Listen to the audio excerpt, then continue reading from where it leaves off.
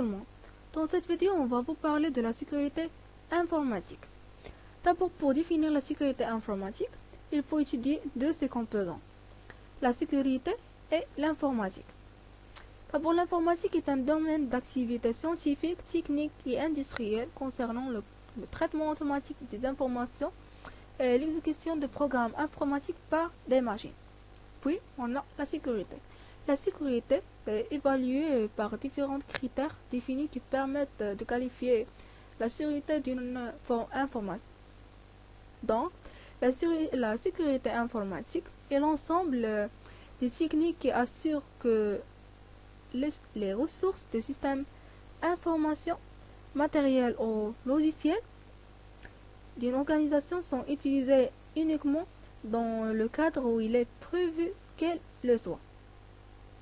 D'abord, pour parler de la sécurité informatique, il faut parler de ces trois composantes importantes. Ce sont la disponibilité, l'intégrité et la confidentialité. Donc, on va définir chaque terme. Premièrement, la disponibilité. La disponibilité est le fait de garantir que la donnée est essentielle, une information disponible à une valeur et présente une plus-value et une force pour l'entreprise.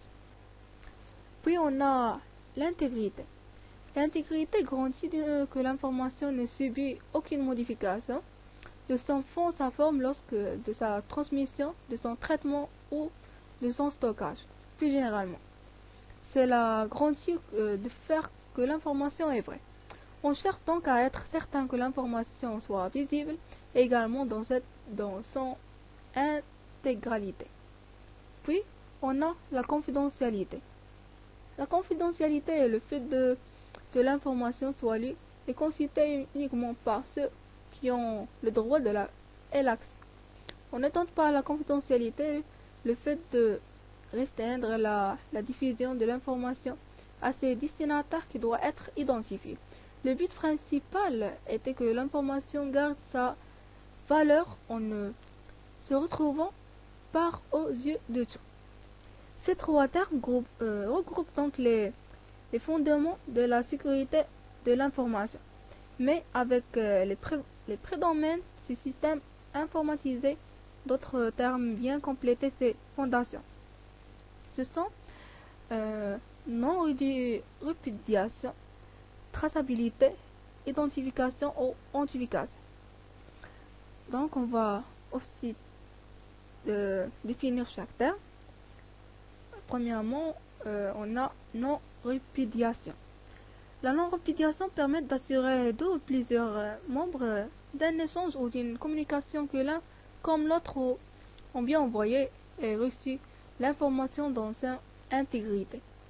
Puis, on a la traçabilité. La traçabilité d'une information présente le fait de savoir où il vient, par où il est passé, où il est à terminer sa route. Donc, on a l'identification ou l'identification. C'est un article entier pourrait être dédié à la différence entre ces deux termes, mais la sécurité de l'information et de son accès doit également passer par l'identification de ceux qui y accèdent également leur authentification. Cela permet de garantir la confidentialité de formation dans un contexte où son accès est restreint. Donc, la sécurité informatique se divise deux parties. Qu'un système peut être protégé point de vue logique, avec des logiciels par exemple, ou physique concernant la manutention électrique. Donc, on va commencer par la sécurité logicielle. D'abord, la sécurité logicielle. Pour se protéger des actes malveillants sur l'internet, rien de mieux que équiper d'applications de logiciels efficaces et sûrs. Ainsi, le firewall protège votre système contre les intrusions, les anti-spam sécurisent votre boîte email, tandis que les antivirus empêchent votre système d'être attaqué.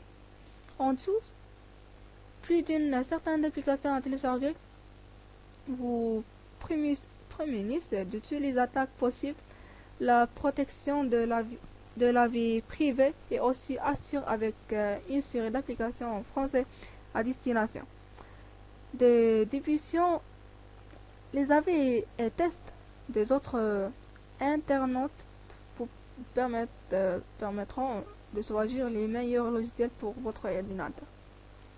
D'abord, on savait que la sécurité est faite premièrement pour éviter les attaques des virus. C'est pour cela que je vous montrer comment télécharger et installer un antivirus. D'abord, qu'est-ce qu'un virus? Un virus est un automate auto-réplicatif à la base non malveillant et il peut se répandre par tout moyen d'échange de données numériques comme les réseaux informatiques et les CD-ROM et les clés USB, etc. Donc, je vais vous montrer comment télécharger un antivirus. D'abord, je vous propose deux exemples d'antivirus gratuits. C'est Avast et Microsoft Sécurité Essentielle. Mais je veux montrer d'abord seulement Avast. D'abord, quand vous téléchargez Avast, vous allez sur un moteur de recherche que vous préférez. Google.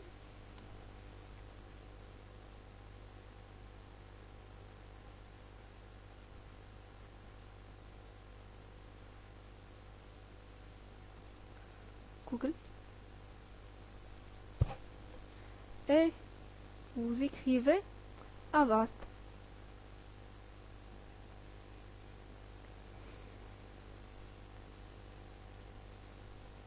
C'est un exemple d'antivirus.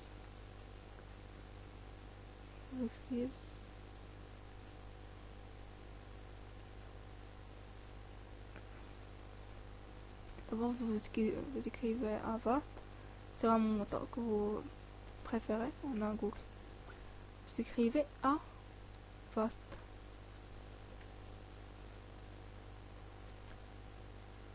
Vous cliquez sur le premier lien.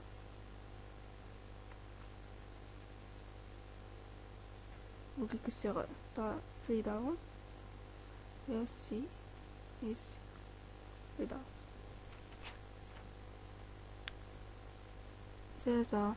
Il va vous afficher télécharger le fichier et vous cliquez sur télécharger le fichier. D'abord, il est en train de le télécharger, mais j'ai déjà téléchargé. C'est ça l'espace de Avast. La surface d'Avast. Cliquez ici. D'abord ici pour choisir la langue. On a ici pour faire la mise à jour. Bon, elle fait la mise à jour aujourd'hui. Si on a tout activé. Donc pour tester ce antivirus là, on va aller sur un moteur de recherche. Google,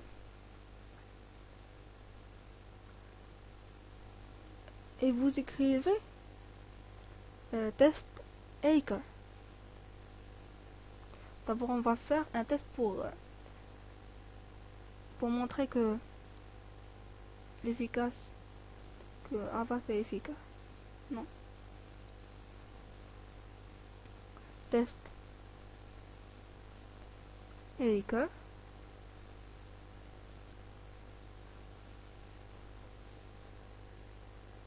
Vous cliquez sur ce lien. On a ici hacker.com, hacker6.zip, hacker2.zip et on va cliquer sur hacker.com. Et voilà. Mon connexion a été perdue. Pourquoi? Parce que euh, ce, ce site-là, hacker.com, il contient des virus. Donc, quand je clique sur ce site-là, Avast va protéger mon ordinateur et va perdre la connexion. C'est ça montre comment Avast est efficace. D'abord, Avast est plus fort que Microsoft Sécurité Essentielle que je l'ai déjà dit. Ça, on a montré, on a testé l'efficace de Avast. D'abord, on va continuer. On a dit que la sécurité informatique, il y a la sécurité logicielle et la sécurité physique. D'abord, la sécurité physique. La sécurité physique est un aspect fondamental du sous-type de sécurité pour garantir l'intégrité, la confidentialité et la disponibilité des informations. Si quelqu'un réussit à accéder au système informatique de l'entreprise, il peut l'endommager ou même de détruire. La sécurité physique consiste aussi de l'usage de barrières, alarmes, serrures et autres contrôles physiques, permettant de conditionner l'accès physique aux locaux, à l'ordinateur ou à l'équipement. Ces mesures sont nécessaires pour protéger les ordinateurs, leur contenu et les autres ressources matérielles contre l'espionnage, le vol et la destruction accidentelle ou intentionnelle. D'abord, l'eau.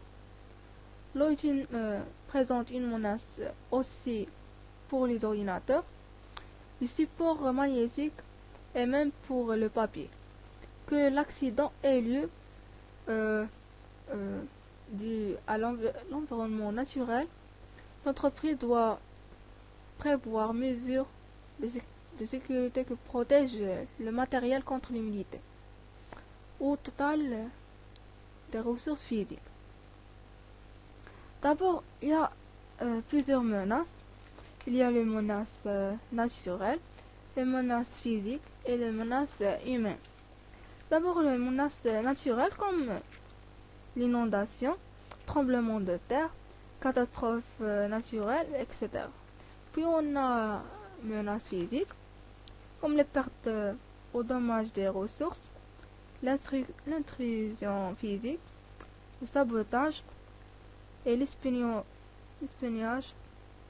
etc. Puis on a les menaces humaines comme le hackers, social engineering, manque de conscience.